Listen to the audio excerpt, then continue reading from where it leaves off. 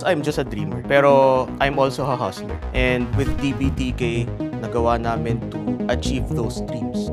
And isa dun si Nissan Patrol.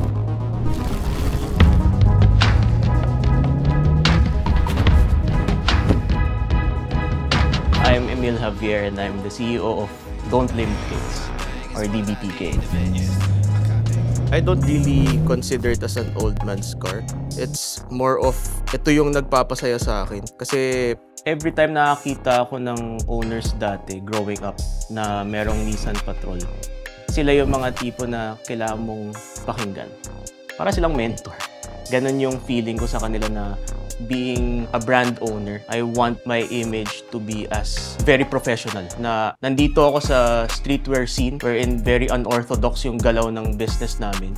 Pero at the same time, kapag nakita nila na you're driving Nissan Patrol, parang nandun pa rin yung sense of reliability mo as a person. Kaya syempre yung reputation mo na nagmamatter yun eh. You are what you drive, ika nga.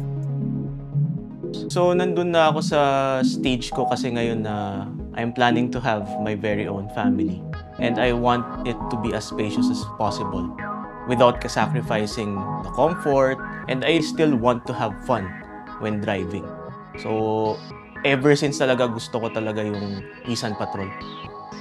It was my dream during my 20s. And now having it right now is a very humbling experience.